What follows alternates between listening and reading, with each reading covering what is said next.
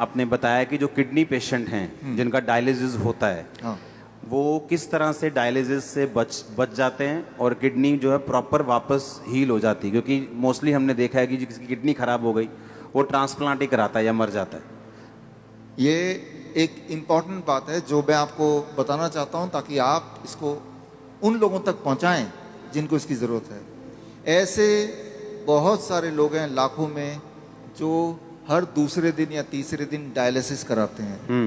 पहले तो समझना पड़ेगा डायलिसिस क्या है। बहुत ही सिंपल है, आधे मिनट में समझ जाएंगे।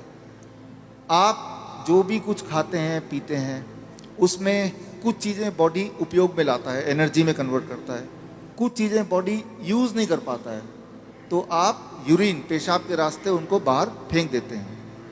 तो वो पेशाब कैसे बनता है, वो किडनी का काम होता है। उसके अंदर वो सारी चीज़ें हैं पेशाब में जो बॉडी को नहीं चाहिए, तो बॉडी ने उसको बाहर भेज दिया। क्रेटनाइन है, यूरिया है, यूरिक एसिड है, ऐसे बहुत सारी चीज़ें, छोटे मोटे प्रोटीन हैं अलग अलग तरह के जो बॉडी को नहीं चाहिए, तो बॉडी ने पेशाब किया। आप बोलेंगे अरे मुझे पेशाब आ रहा है, तो वो किडनी ने बाहर भेजने का तैयारी कर ली है और आप गए और आपने अपने आप को हल्का किया, ठीक हो गया। ये तो हुआ नॉर्मल। आपका बॉडी खुद ही आपका डायलिसिस कर रहा है। डायलिसिस ये है, हमारा बॉडी हमारे अंदर की जो चीज़ जो हमें नहीं चाहिए वो बाहर फेंकने का रास्ता बनाया, इसे कहते हैं डायलिसिस। यानी कि हमारे सबकी बॉडी करती है इसको। अगर वो करना बंद कर दे, किडनी अपना काम करना बंद कर दे, अब जब मैं पानी पी रहा हूँ और बॉडी को उनमें से कई सारी चीज़ नहीं चाहिए लेकिन बाहर का रास्ता बंद है, तो बॉडी क्या करेगा, गुब्बारे की तरह, बैलून की तरह उस पानी को, उस फ्लूइड को बॉडी में ही इकट्ठा होता रहेगा। ऐसे लोगों के पैर आप देखेंगे हाथी की तरह हो जाते हैं, सूज जाते पैर, हाथ सूज हाँ, जाते हैं, पैर हाथ सूज जाते हैं, गले मुंह सूज जाता है। तो क्या है, उनका जो यूरिन आउटपुट है, पेशाब या तो कम हो गया है या खत्म हो गया है। अगर आपसे बोलें कि एक दिन बिना पेशाब किए रहना है, इम्पॉसिबल, कितना दर्दनाक हो सकता है। और ऐसे लोग फिर मशीन की मदद लेते हैं। वो मशीन वो खींचता है खून में से वो ऐसे पानी जो खराब है और निकाल के बाहर करता है। इसका मतलब हर दूसरे दिन उसको ऐसा करना पड़ता है और दूसरे दिन तक बॉडी में पानी जमा रहता है। और जबकि बॉडी में पानी जमा रहेगा तो उसका हार्ट के ऊपर भी बोझ है, लंग्स के ऊपर भी बोझ है।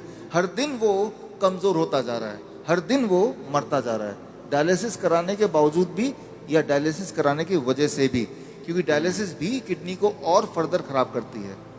तो अब आपको समझ आ गया कि प्रॉब्लम क्या है, डायलिसिस किसे कहते हैं, किडनी खराब होना किसे कहते हैं। ऐसे लोगों को पहचानेंगे कैसे, आप जब देखेंगे। हम कैसे पहचानते हैं ऐसा पेशेंट को, कोई रिपोर्ट की ज़रूरत नहीं है मुझे, आपको भी ज़रूरत नहीं है। आप सिर्फ ऊपर से नीचे देखेंगे, अगर पैर हाथ में सूजन है थोड़ा बहुत भी, तो समझ लीजिए कि किडनी फेलियर की तरफ आप बढ़ चुके हैं। लेकिन घबराने की बात नहीं है। पहली बात, जब सूजन होती है बॉडी में, पानी जम जाता है तो सांसें भी नहीं ले पाता है, मुश्किल से लेता है, तो ये भी गड़बड़ है। वो चलता है थक जाता है, ये भी गड़बड़ है। तो ये तो हो गया। अब करना क्या है, सोल्यूशन क्या है, आपके बॉडी के अंदर से पानी को निकालना है। उसके लिए बड़ा आसान गॉड का दिया हुआ सोल्यूशन आपके पास ही है इसी वक्त। तीसरा kidney, third kidney. Third kidney किसे कहते हैं, आपका स्किन, सबसे बड़ा बॉडी का ऑर्गन। आपके स्किन में देखेंगे छोटे छोटे छेद हैं, है ना। तो ये जो छेद हैं, ये छेद से पसीना निकलता है। आप पसीने का एक बूंद लीजिए, पेशाब का एक बूंद लीजिए, दोनों को लैब में ले जाइए। अब पूछिए कि इसमें क्या है। पेशाब के एक बूंद में क्रेटनाइन, यूरिया, यूरिक एसिड, वो सारा कुछ मिलेगा जो पसीने के एक बूंद में मिलेगा। अच्छा, हाँ, यानी कि पसीना और पेशाब सेम है, अलग अलग नहीं है, बिल्कुल सेम है। केमिकल कॉम्पोजिशन दोनों का सेम है, उसमें भी सोडियम है, उसमें भी सोडियम है, उसमें भी पोटेशियम, उसमें भी पोटेशियम है। आपका पसीना एक तरह से बॉडी का पेशाब का ही एक और फॉर्म है। आपका जो स्किन है, ये भी भगवान का बनाया हुआ इमरजेंसी किडनी है, इमरजेंसी किडनी। तो उस इंसान का जिसके दोनों किडनी खराब हो गए, अब क्या करेंगे, ये जो स्टेपनी है, मैं इसको स्टेपनी बोलता हूँ। आपकी गाड़ी का एक टायर पंचर हो गया, आप स्टेपनी यूज करते हैं ना, तो हम बोलते हैं कि ये स्किन को यूज कर लो, स्किन से बाहर निकाल दो। अब सवाल आता है स्किन से कैसे निकालें। स्किन से निकालने के तरीके, अभी बाथटब का वीडियो प्लीज चला दें। ओके, चलाओ वीडियो बाथटब का। हमारे हॉस्पिटल में, हिम्स हॉस्पिटल है, डेरा बसी में है, अभी जलंधर में भी खुल गया है। आप देखिए यहाँ पे वीडियो, ये जो लोग आप देख रहे हैं ये पानी के टब में बैठे हुए हैं। पानी का टेम्परेचर याद रखिएगा 40 डिग्री सेल्सियस पे है। पानी गले तक है। गले तक पानी अगर हो, उसका टेम्परेचर अगर 40 डिग्री सेल्सियस मेंटेन कर पाएं और ये लोग अगर 2 घंटे बैठ पाएं तो 2 घंटे के अंदर 2 घंटे सुबह शाम के एक बार या फिर 1-1 घंटा 2 बार। अच्छा, ऐसा करने से, ये सारे किडनी पेशेंट हैं, ये वो पेशेंट हैं जो हर दूसरे तीसरे दिन डायलिसिस कराने जाते थे, लेकिन अब वो जाते नहीं हैं। क्यों? क्योंकि वो अब ऐसा करते हैं, इससे उनकी तीसरी किडनी से वो सारा जो मल है जो पेशाब के रास्ते नहीं निकल पा रहा था वो निकल जाता है। पहली बात। दूसरी बात, और ऐसे टब में, कोई भी टब में बैठ जाना है, कोई भी टब में, कोई भी टब हो, और उसमें जो पानी है उसे 40 डिग्री पे ही रखना है। 40 डिग्री पे रखना है। और नापना कैसे? थर्मामीटर से। थर्मोमीटर आप 150-200 रुपए का मिल जाएगा। पानी नापने वाला जो पानी नापने स्पेशल वाला थर्मामीटर, स्पेशल थर्मोमीटर 150-200 में मिल जाएगा। हाँ, कहीं से उसको चेक करते रहना कि वो 40 डिग्री पे मेंटेन रहे। अगर कम हो गया गर्म पानी डाल लेना है, गर्म पानी डाल देना, 2 घंटे बैठना है। 2 घंटे बैठना है। ये टेम्परेरी सोल्यूशन है कि किडनी हील भी होगी? इसमें मैं आता हूँ। हाँ, ये किडनी हील होगी, लेकिन कैसे? 2 चीज होगा उसके साथ। आप अगर ये करेंगे तो एक्सपेरिमेंट करने के लिए उस इंसान का पहले आप बोलिए कि वजन करे, क्योंकि वजन में वो अंदर पानी है।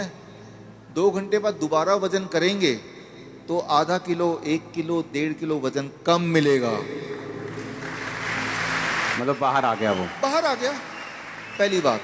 आप एक और काम करें, उनके पैरों के सूजन के फोटो खींच लें।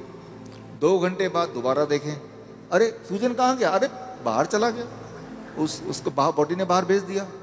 एक और काम करें, किडनी पेशेंट की एक दिक्कत होती है, उनका बीपी बहुत हाई रहता है। क्यों?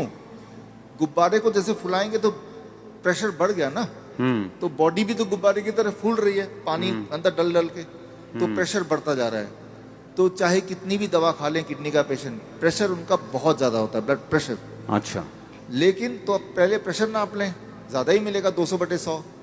अब पानी में बिठाएं, और अब पानी में बिठाने के बाद 2 घंटे बाद दोबारा प्रेशर नापें, तो प्रेशर कम हो जाएगा। कम से कम 40 यूनिट कम हो जाता है, किसी का 20 यूनिट कम हो जाता है, लेकिन कम जरूर होता है, हर एक का कम होता है।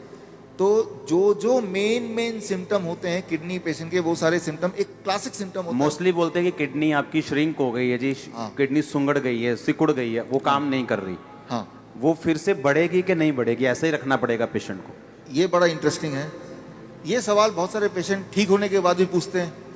ठीक होना कैसे पता चल गया? कि अब उनको ये करने की जरूरत नहीं है। 3 महीना लगातार करने के बाद अब करने की जरूरत ही नहीं है।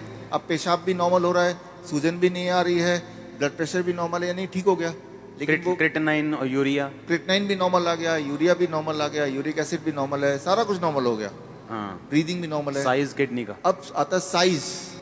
तो साइज के लिए वो बोलता है, तो डीटीपीए स्कैन करने बोलते हैं। हालांकि हम रिकमेंड नहीं करते, लेकिन स्कैन कराते हैं। तो पहले वाला साइज उसके पास था, पहले भी स्कैन कराया था, 3 महीने बाद दोबारा स्कैन कराते हैं। तो स्कैन में वो साइज बढ़ी हुई दिखाई देती है, मतलब वो किडनी जो है वो बढ़ चुकी है, फिर से साइज उसका अच्छा हो रहा है, अच्छा हो गया। और ये स्कैनिंग बताती है। हाँ, और वो जो स्कैनिंग बताती है, वो स्कैन पहले और बाद के वो किताब में है। और ये किताब मैं चाहता हूँ कि आपके हाथों से इसका लॉन्च हो जाए। हाँ, ठीक है। हाँ, और ये जो किताब को बनाने में, ऑब्जर्वेशन स्टडी में जिन्होंने मुख्य भूमिका निभाई है, हमारे डॉक्टर संजीव सूद जी हैं। आप भी एक बार आ जाएं।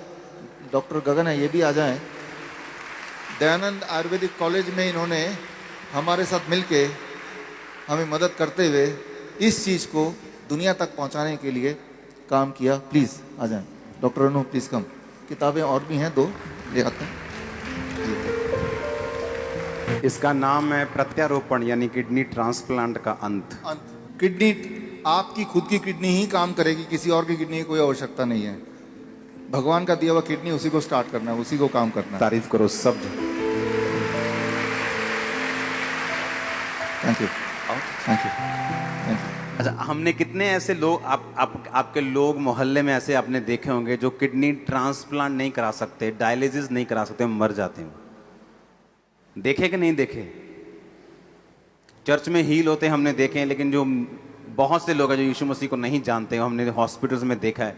मेरे फ्रेंड्स हैं जो हॉस्पिटल्स चलाते हैं चैरिटेबल, वो बताते हैं कि किडनी पेशेंट किस तरह से आते हैं और उनके पास मशीन्स नहीं है, उनके पास स्ट्रक्चर नहीं है और लोग ऐसे ही मर रहे हैं। और देखो, जब डाइट का जिक्र होता है तो यकीन नहीं होता कि डाइट से कैसे कोई हील हो सकता है, और ये भी यकीन नहीं हो रहा कि बाथटब में बैठ के या ऐसे ऐसे करके कैसे कोई हील हो सकता। और उसको खाना क्या है किडनी पेशेंट को? सेम DIP डाइट प्लस ये जो मैंने बताया, ये 2 घंटे बैठना है। 2 घंटे बैठना है। कई बार लोग 2 घंटे नहीं बैठ पाते, तो 1 घंटा करके 2 बार बैठ लिया। कई बार 1 घंटा भी नहीं बैठ पाते, चलो 40 मिनट करके 3 बार बैठ गए। 2 घंटे का आपको रूटीन पूरे दिन भर में 2 घंटे बैठते ना, तो यहाँ से जितने पोर्स हैं तब जाके पूरा निकलता है। ये एक रूटीन बनता है। और 3 महीने बाद फिर उसकी किडनी अपने आप काम भी करना शुरू करती है। अपने आप काम करना शुरू करती है, तो फिर ये बंद कर देना है। डाइट चलेगा जिंदगी भर, डाइट चलेगी, हाँ, इसको बंद कर देना है। ये बंद हो जाएगा, ये बंद हो जाएगा और पेशेंट नॉर्मल रहेगा। पेशेंट अब वो पेशेंट ही नहीं है, अब वो पेशेंट नहीं, अब पेशेंट नहीं है, वो आप और हम जैसे हैं। नॉर्मल हो गया वो। हमारे दर्शकों के लिए एक खास मेरा मैसेज, आप इस दोनों चैनल के माध्यम से मेरे वीडियोस आप देख रहे होंगे, नए नए जो टेक्निक्स हैं वो आप सीख रहे होंगे। एक चीज़ करना भूल जाते होंगे कि वो ये है कि सब्सक्राइब करना। सब्सक्राइब कीजिए ताकि जो मेरे नए टेक्निक्स हैं, नए वीडियोस हैं, वो राइट टाइम पे आप तक पहुँचे, सबसे पहले पहुँचे।